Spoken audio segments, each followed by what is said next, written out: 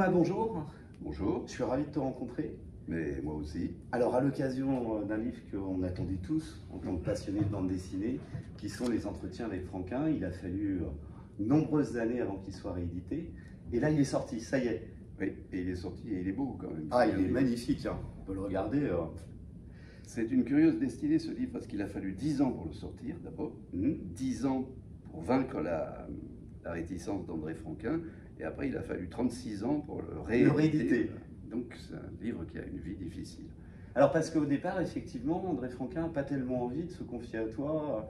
Vous vous connaissiez d'avant, déjà? Oui, on était amis déjà, depuis les années 70, début des années 70. Et être ami avec André, ça veut dire vraiment qu'on va très loin et qu'on est vraiment amis. Et malgré notre amitié, il a toujours refusé ce projet, comme il a refusé la plupart des interviews qu'on lui proposait, comme il a refusé de s'exprimer en public parce qu'il avait une peur, panique de s'exprimer. Il considérait que ça ne valait pas le coup, tout ce qu'il avait à dire, que ce qu'il avait à dire était sans intérêt, que...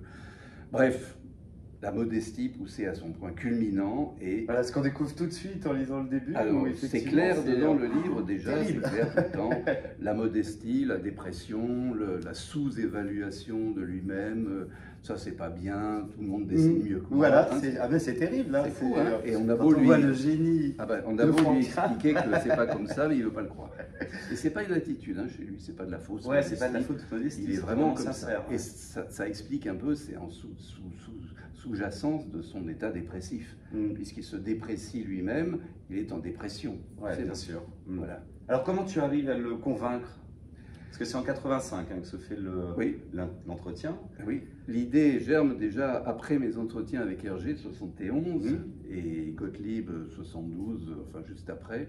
Et je me dis, maintenant il faut que Franquin y passe, et donc 10 ans. Voilà, il faut 10 ans avant qu'il accepte.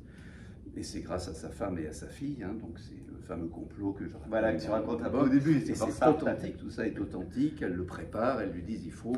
Entre-temps, j'avais publié Möbius, enfin, il en sortait déjà. Oui, donc il connaissait ton travail, ta façon de faire. Il connaissait très bien, et elle lui dit c'est pas possible que tu n'y sois pas. Lui dit mais non, c'est pas grave, j'y suis pas, c'est normal, ils sont tous mieux que moi. Mais elles disent non, c'est pas possible. Et donc ça a monté comme ça jusqu'au moment d'un repas à Angoulême en 1983, où on était tous les quatre et où elles lui disent écoute André, il faut que tu te positionnes là-dessus.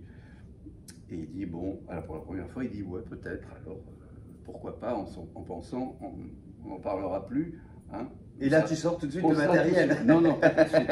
Il se passe encore 2 ans sans que je le relance davantage, et quand je vais chez lui un hiver, à la fin de l'été, dans sa maison de campagne, enfin sa maison du Midi, maison de vacances, sous la neige, neigée, ce qui est rare dans Midi, à l'époque, ça va changer. Oui. Et c'est là où le fameux piège dont je parle se fait, puisque à la fin du repas, sa femme lui dit « Écoute André, on va vous laisser, puisque vous avez du travail ». Et le travail, c'était la mallette que j'avais apportée avec moi. Il se demandait pourquoi j'avais une grosse malle, et avec tous ses bouquins dedans, l'intégrale de ses livres, mon matériel d'enregistrement, les cassettes, c'était des cassettes à l'époque audio. Ouais. Et il a été très surpris. Je crois qu'il a tout de suite compris qu'il ne pourrait plus éluder. Et alors là, du coup, ça a marché très bien. Il s'est donné à fond. Il n'a plus eu aucune réticence. Oui, parce que vous abordez tous les thèmes. Ça a été un bonheur parfait pendant tous ces jours. Et on a tout abordé. Il s'est livré totalement. Il n'a plus jamais manifesté. Bon, il dit toujours sans arrêt que ça n'est pas intéressant, ce qu'il dit. Mais il l'a fait, voilà. Et comme nous avions un rapport vraiment très amical, fraternel, tous les deux, moi j'ai pu aller très loin avec lui. Je n'étais pas tenu par la décence ou le respect que j'avais par exemple avec Hergé. Quelques années avant, je ne connaissais pas bien Hergé, hein, c'était pas un ami. Alors oui, Hergé, tu vas frapper à sa porte avec cette intention de faire un entretien, mais tu ne connais pas. Je ne connais pas Hergé, puis j'ai du respect pour ce monsieur qui est une institution. Il est déjà très âgé, moi je suis encore très jeune, donc je n'ai pas encore la technique pour accoucher que j'ai acquise en partie avec lui, et puis avec Gottlieb tout de suite après, c'est venu parce que Gottlieb aussi était un ami, et j'avais là parfaitement rodé. Oui, peut-être plus facile dans le contact déjà avec Gottlieb, bien sûr. Et quand je suis arrivé à Franquin, j'avais déjà tout, alors je savais jusqu'où je pouvais aller, c'est-à-dire très loin, Comment t'es venue cette idée de réaliser comme ça de longs entretiens? Parce que ça se faisait pas en bande dessinée. Non. La bande dessinée commençait à devenir un peu mature, on pourrait le dire, dans ces années-là. Mais Oui, c'était le début, ou la préadolescence. Comment t'es venue l'idée? L'idée m'est venue en lisant une collection chez un éditeur parisien qui s'appelait Entretien avec, et où il y avait des grands philosophes, des grands écrivains, des grands metteurs en scène, des artistes de grand renom. Et j'étais scotché de lire ça, comment on pouvait arriver à faire de l'exégèse sans la faire soi-même. Parce que moi, ça ne m'intéressait pas, à la limite, de continuer à écrire des articles sur les gens, risque de les faire parler et de voir que sur un long format, on pouvait arriver à... C'était des bouquins entiers. Hein. Moi, j'avais d'abord lu celui consacré à Wieland Wagner, qui est un metteur en scène allemand, dont connaissais bien son œuvre et je l'admirais beaucoup. Et je me suis dit, mais c'est incroyable ce qu'on peut faire en entretien. C'est pour ça que quand je débarque chez Hergé, pas longtemps après, un an après peut-être, je me rappelle ça.